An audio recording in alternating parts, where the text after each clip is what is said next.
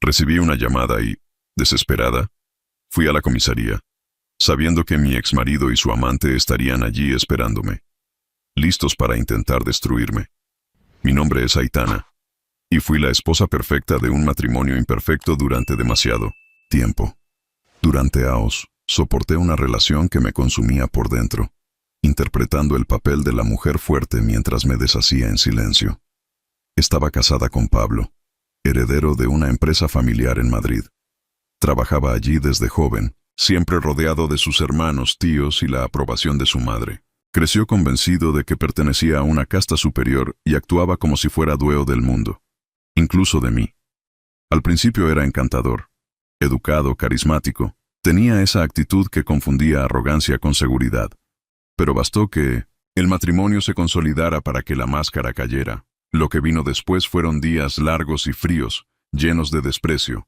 Pablo se encargaba de dejar claro, en casa y fuera de ella, que yo estaba por debajo de él. Sus palabras eran secas, filosas, como cuchillos ocultos en conversaciones cotidianas. Te haces la buena, pero yo sé que solo estás aquí por mi apellido. Mujer lista, ¿no? Encontraste una escalera y subiste. Esas frases se volvieron rutina. No importaba cuánto me esforzara, cuánto me entregara, nunca era suficiente. Humillaciones públicas y privadas, miradas heladas en el desayuno, acusaciones lanzadas como verdades absolutas. Yo guardaba silencio. Siempre. Porque todavía creía que él podía cambiar.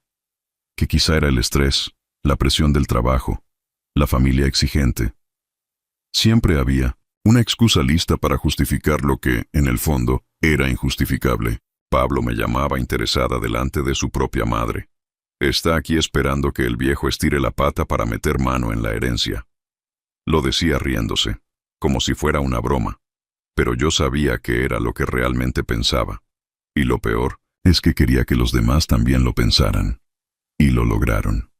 Poco a poco, las miradas de los familiares pasaron de afectuosas a desconfiadas.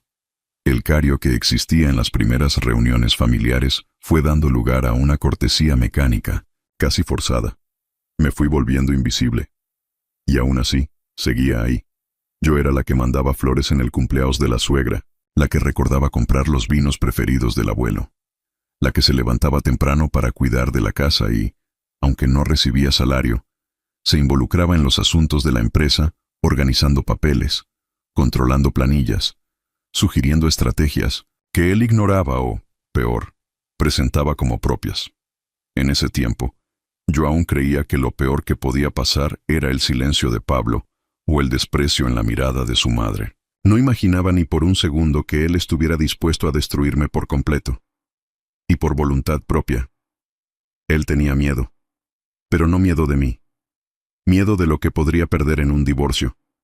Si me dejaba de la forma tradicional, corría el riesgo de tener que dividir parte del patrimonio, enfrentar un proceso, lidiar con una separación en la que yo tendría derechos. Y Pablo odiaba ceder.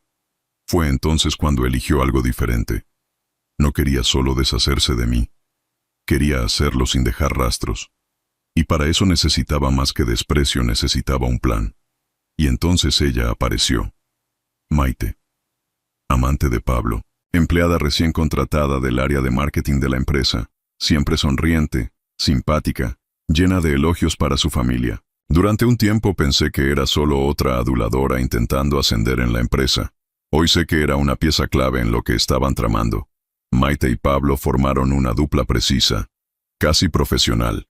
Mientras yo me vaciaba intentando salvar un matrimonio muerto, ellos planeaban cada detalle de una trampa sucia. Nada fue hecho con prisa. Querían precisión. Comenzaron manipulando documentos internos.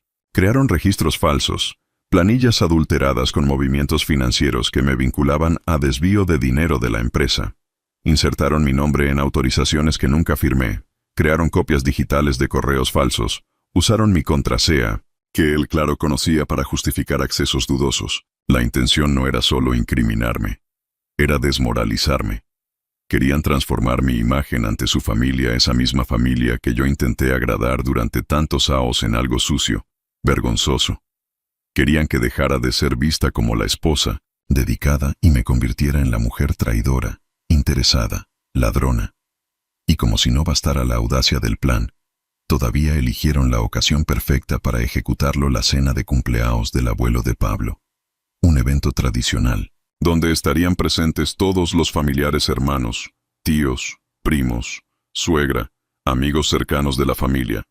Era el escenario ideal para causar el mayor daño posible, el tipo de golpe que no permite defensa, porque cuando la humillación es pública, la verdad tarda en ser escuchada.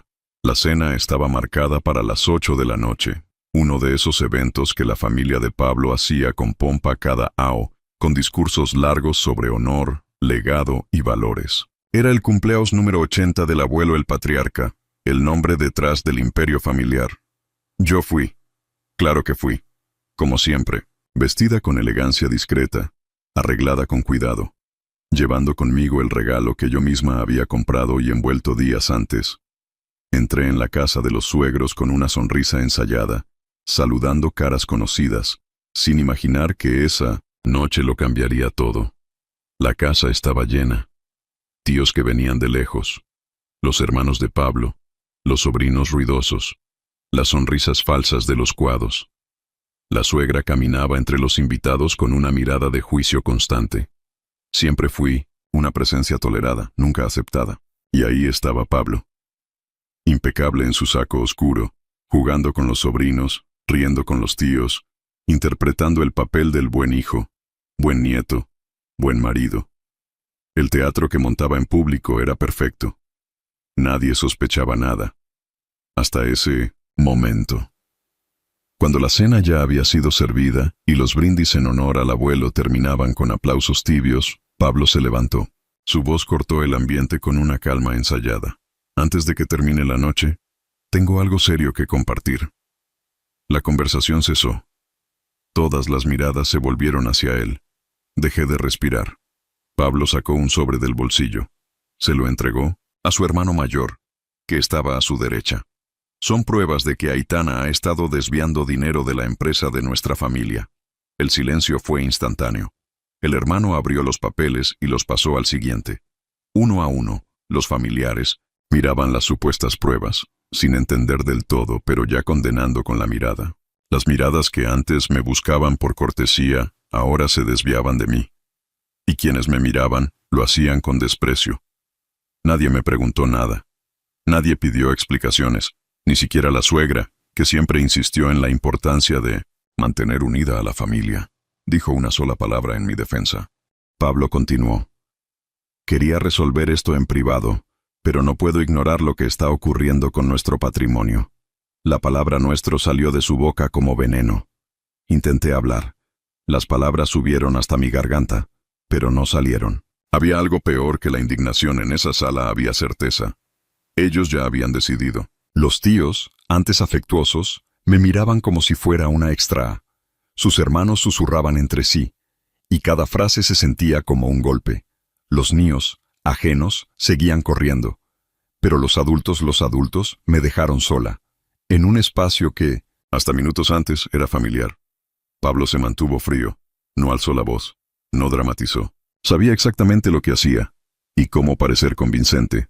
Se dio el lujo de cruzar los brazos mientras los papeles pasaban de mano en mano como una sentencia final. Pero no todos hablaron. Hubo una excepción. Alejandro, el padre de Pablo, no dijo una sola palabra. No hizo un solo comentario. Sentado en la cabecera de la mesa, observaba. Su mirada no expresaba enojo ni sorpresa. Solo atención. Silencio absoluto. Como quien ve, escucha y guarda. En ese momento, aún no sabía lo que significaba su silencio. Pero vi en sus ojos algo que nadie más allí tuvo duda. Aún así, él permaneció inmóvil.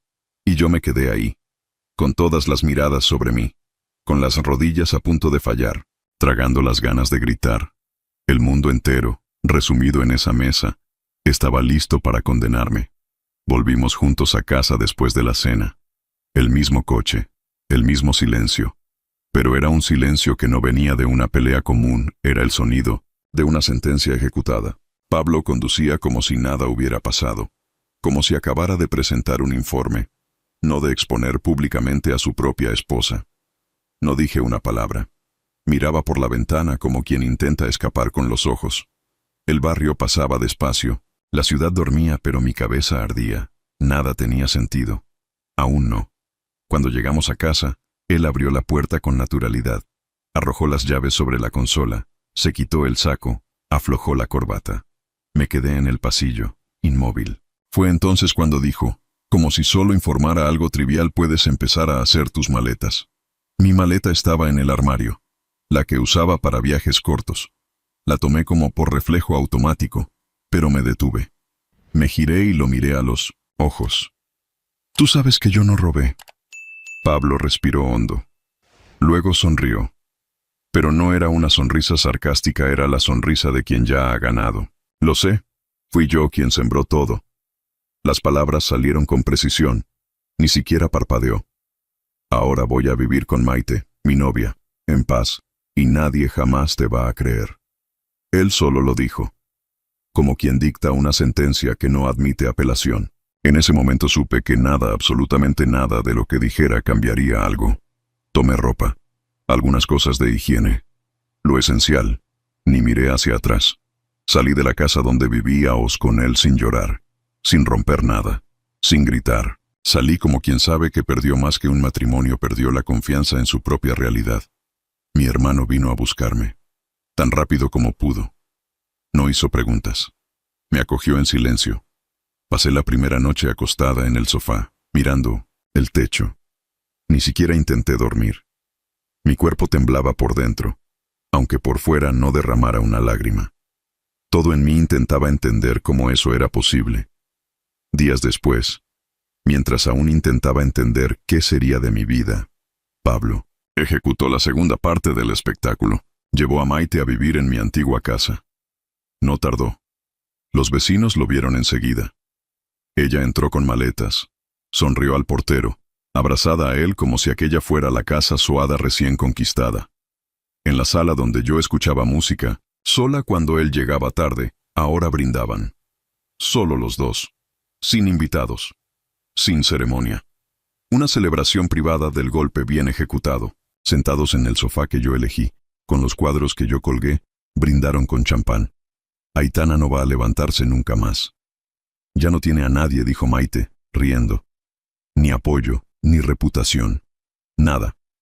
Pablo estaba liviano, como quien se ha quitado un peso de encima. Como si esa casa, por fin, estuviera limpia. Rieron, bailaron, se besaron, no por amor, sino por conquista. Aitana estaba fuera. Y eso era motivo suficiente para festejar.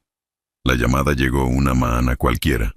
Estaba sentada, en la cocina de mi hermano, sosteniendo una taza de café frío hacía casi una hora, cuando el teléfono sonó. Número desconocido. Voz formal. Comisaría de policía. Señora Aitana ha sido convocada para prestar declaración sobre una denuncia registrada en su contra. Preséntese este jueves, a las 9 en punto. La mano que sostenía el celular comenzó a temblar. No logré responder de inmediato. Solo murmuré un sí. Colgué y me quedé mirando al vacío. Sabía exactamente lo que era. Lo que ellos habían hecho no era solo una exposición pública, era un ataque jurídico. Habían llevado el plan más allá. Querían verme esposada, humillada, destruida. Y estaban cerca de lograrlo. Esa noche dormí mal. Me revolví en la cama improvisada del cuarto de mi hermano. Cada parte de mi cuerpo estaba cargada de tensión. Sabía que no tenía nada que ocultar, pero cuando todo está en tu contra, hasta la verdad parece frágil. El día del testimonio llegué temprano. Las paredes de la comisaría tenían ese olor metálico y sofocante. Gente entrando y saliendo, miradas apuradas. Nadie allí quería saber de historias, querían hechos, pruebas, respuestas cortas. Pero nada me preparó para lo que vi al entrar en la sala de espera. Ellos estaban allí. Pablo, con ese traje perfectamente ajustado, como si fuera a una reunión de negocios. Y Maite, con vestido claro, maquillaje impecable, postura altiva. Sentados lado a lado, tranquilos, como si hubieran ido a presenciar el cierre de una obra que ellos mismos escribieron. Cuando nuestras miradas se cruzaron, algo dentro de mí se contrajo. La mirada de ellos no tenía duda, no tenía culpa. Tenía triunfo. Era como si dijeran, hasta aquí. Todo salió según el plan. Maite sonrió. Discretamente, pero sonrió. Pablo solo me observaba con esa misma mirada vacía que yo conocía tan bien, una mirada de quien sabe que ha ganado, de quien está seguro de que nadie más cree en ti. Me senté lejos. Las paredes parecían más estrechas, el aire más denso. El corazón latía tan fuerte que podía escucharlo. Y aún así, mantuve la espalda recta. No dejaría que me vieran quebrada. No allí, no frente a ellos. Mientras esperaba ser llamada, repasé cada detalle. Las planillas falsas, las firmas adulteradas, las miradas desconfiadas de la familia. Todo volvía como una avalancha. Y yo allí, sentada como acusada. No sabía qué me esperaba tras esa puerta. No sabía si tendría espacio para explicarme, si mi palabra valdría algo. Al fin y al cabo, las pruebas estaban de su lado, y las sonrisas también. Por un instante, pensé en levantarme e irme, desaparecer, dejar que creyeran lo que quisieran. Pero no. Algo dentro de mí decía que, incluso con miedo, incluso estando sola, tenía que entrar en esa sala y contar mi verdad. Porque si no lo hacía ahora, tal vez nunca más podría hacerlo. La puerta de la sala de declaraciones estaba a punto de abrirse cuando algo cambió en el aire, y entonces él entró. Alejandro, el patriarca, el verdadero dueño de todo. De la empresa, del nombre, de la historia, y hasta ese momento, del silencio. Caminó por el vestíbulo de la comisaría sin decir una palabra. Pero todos a su alrededor lo notaron. Era como si el ambiente cambiara, con su presencia. Sus pasos firmes, la postura erguida, los ojos atentos. No parecía sorprendido, parecía preparado, como quien ya sabe exactamente lo que va a encontrar. Se detuvo frente a Pablo. El hijo se levantó, confundido, intentando mantener la compostura, pero su expresión revelaba la ruptura. Alejandro no dejó espacio para preguntas. No solo traicionaste a tu esposa, me traicionaste a mí, a esta familia. Y a la verdad. Las palabras fueron lanzadas con firmeza. No eran frases lanzadas al viento. Eran acusaciones fundamentadas. Alejandro extendió una carpeta de documentos en manos del comisario que coordinaba la audiencia. En su interior estaban las piezas que lo cambiarían todo. Pruebas, reales, imposibles de refutar, mostraban claramente los registros adulterados, las hojas de cálculo manipuladas, las fechas incompatibles, las firmas sobrepuestas. Y más que eso, la implicación directa de Maite, con capturas de pantalla, correos interceptados, rastros digitales, todo ahí, minuciosamente reunido. Alejandro había investigado solo, en silencio, sin avisar a nadie, ni siquiera a mí. Pasó semanas observando, recopilando datos, escuchando discretamente a empleados de la empresa. Su silencio en la cena no fue omisión, fue estrategia. Necesitaba ver hasta dónde llegaría Pablo. Y Pablo fue demasiado lejos. El impacto fue inmediato. Pablo palideció. La boca se abrió en un movimiento inútil.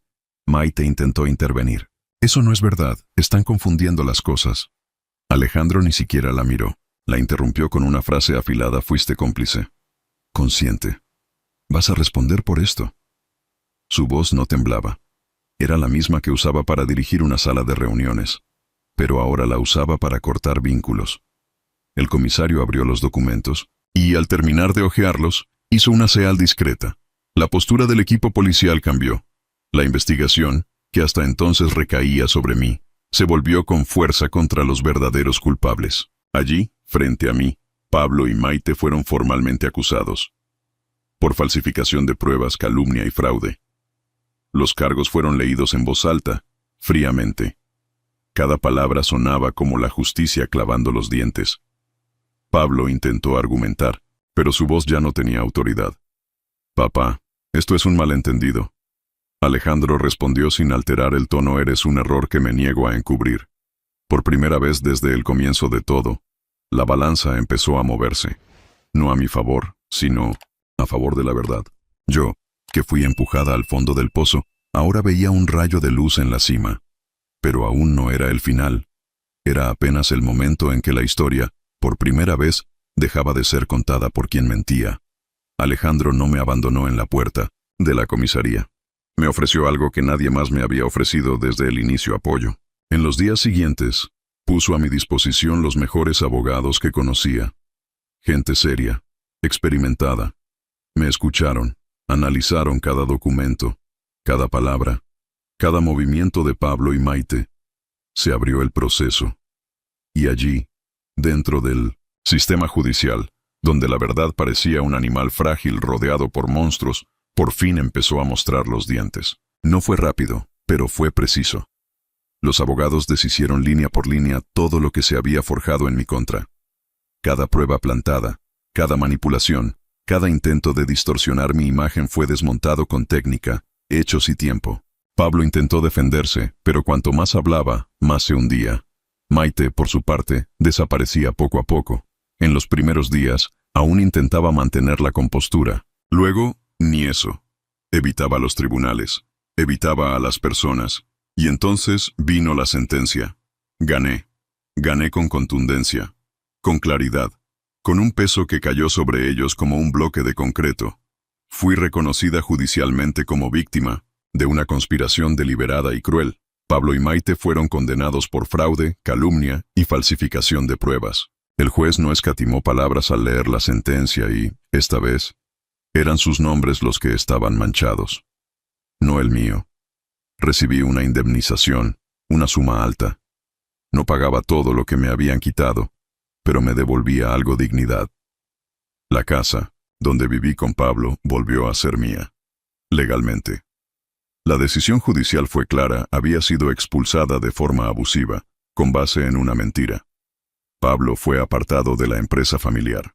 Por decisión directa de Alejandro, fue removido de todos los cargos, excluido de las decisiones, eliminado de las reuniones, baneado, como un extrao que avergonzó su propio apellido. Y lo sintió. Lo sintió cuando los hermanos le dieron la espalda, cuando los amigos dejaron de responder sus mensajes, cuando su madre, que siempre me miró con desprecio, finalmente vio en su propio hijo lo que se negaba a ver en mí. Maite desapareció, de la noche a la mañana. Cerró las redes sociales. Dejó de aparecer en los lugares que frecuentaba con orgullo. Sus conocidos, aquellos que antes la elogiaban a escondidas, ahora fingían no conocerla. Se convirtió en polvo social. Y yo volvía a respirar. Las mismas calles que recorrí con la cabeza baja, ahora me reconocían con otros ojos. Las personas que antes susurraban pasaron a saludarme con respeto, quizás por miedo, quizás por arrepentimiento. Pero no importaba. Ya no necesitaba probarle nada a nadie. La justicia se había hecho. No de la forma romántica que describen los libros. No con discursos emocionantes ni aplausos en el tribunal. Se hizo de la forma real con papeles, con silencio, con derrotas amargas para quienes intentaron destruir a alguien por capricho. Ellos perdieron todo lo que construyeron sobre mentiras. Y yo seguí de pie. Estaba libre, sí. La justicia se había hecho. La verdad había vencido. Pero el cuerpo aún recordaba los días en que tuve que luchar para seguir de pie. Y ahora, que ya no tenía que hacerlo, no sabía bien qué hacer. La libertad no vino como un grito, vino como un suspiro, y tardó en llegar.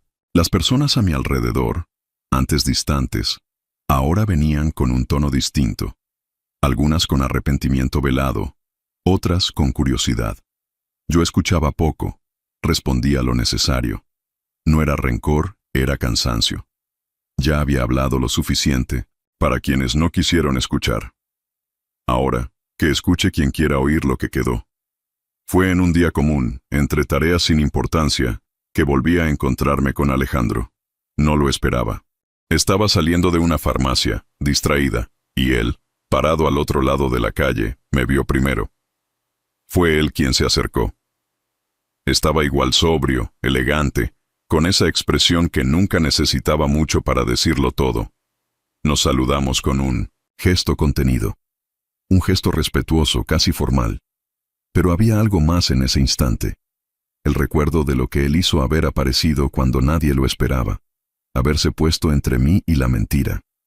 No había preguntas entre nosotros. Ninguna. Explicación pendiente. Yo ya ni siquiera tenía esperanzas. Lo dije casi sin pensar. Y fue todo lo que logré decir. Mi voz no tembló, pero cargaba con todo lo que había sentido en los meses anteriores. La incredulidad, el abandono, el peso de ser desacreditada por todos. Alejandro me miró con firmeza.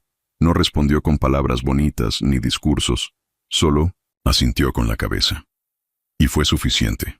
En ese gesto había más verdad que en todos los aos que pasé intentando convencer a alguien de quién era yo. Él lo sabía. Y haber sido vista por él, en ese momento, hizo la diferencia. Nos despedimos allí mismo, sin promesas de reencuentro, y sin nostalgia. Fue simple, maduro, firme, como todo lo que, en el fondo, siempre deseé vivir. A partir de ahí, las cosas comenzaron a encajar, no rápido, no con grandes giros del destino, sino a mi manera. A veces me reía sola, otras veces lloraba sin razón, pero todo eso era mío. Ninguna emoción más era controlada por otro. Ninguna reacción mía necesitaba ser justificada. Los recuerdos malos no desaparecieron, pero perdieron fuerza. Pablo y Maite se convirtieron en solo esos recuerdos, partes de una historia que casi me destruyó, pero que, irónicamente, me devolvió a mí misma. Aitana tuvo su vida puesta patas arriba, pero la verdad salió a la luz, aunque tarde. Si esta historia te atrapó hasta aquí, compártela con alguien que necesite escucharla.